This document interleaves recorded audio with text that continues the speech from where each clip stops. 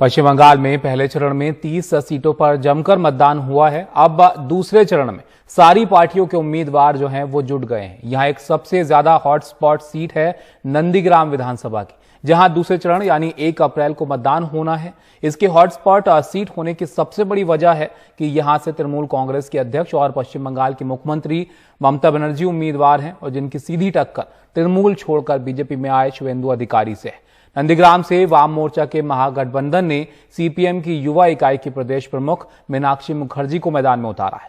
उनसे बात की है हमारे सहयोगी अनुराग द्वारी ने।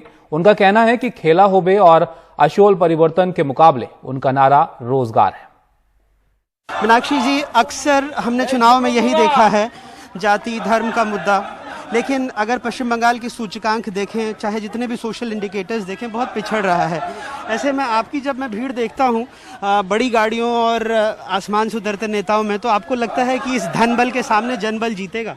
धन बल के सामने ही तो जनबल को जीतना चाहिए। अक्सर ऐसा हो नहीं रहा ना आजकल। नहीं, अक्सर ये नहीं हो रहा है, इसीलिए भारतवर्ष का जीडीपी -23%। धन बल के सामने जनबल को अगर जीतना है तो बेरोजगारों को रोजगार देना होगा, महिला को सम्मान देना होगा, किसानों को फसलों का दाम देना पड़ेगा और श्रमिक का जो पसीना है वो पसीना का दाम देना पड़ेगा। मीनाक्षी जी, देश भर में नंदीग्राम को सिर्फ ममता बनर्जी बनाम शुभेंदु अधिकारी के मुकाबले के तौर पर देखा जा रहा है। अगर किसी आदमी को नंदीग्राम से बाहर यहाँ के चुनाव को समझना है तो आपके हिसाब से क्या मुद्दे हैं? ममता बनर्जी के खिलाफ शुभेंदु अधिकारी क्यों देख रहे हैं वह पूरा भारतवर्ष का या मीडिया? उन लोगों को ये देखना चाहिए कि 17 पंचायत में घर नहीं हुआ है, 10 साल में वोट नहीं होने दिया। एक तरफ जनता है, एक तरफ दोनों लूटने वाले ए टीम और बी टीम तृणमूल का है। आपको लगता है कि ममता और बीजेपी ए टीम बी टीम ही है? हाँ, 10 साल ममता बनर्जी का हथकंडा इस्तेमाल करके जो लोग नंदीग्राम को लूटा है वही आज बीजेपी में है।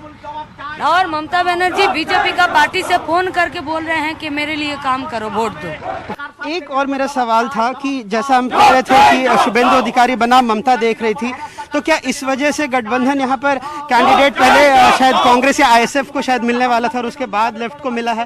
क्या ऐसा है कि जो बड़े नाम थे वो वहाँ से कांग्रेस या बाकी दलों के डर रहे थे ममता?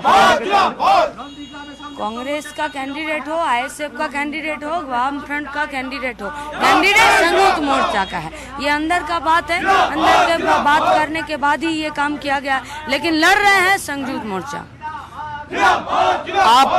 आपको बहुत उम्मीद है कि जिस तरह से लोगों की भीड़ आपके साथ चलते हुए आ रही है, ये वोट में परिवर्तित होगी एक तारीख? हाँ, जरूर होगा।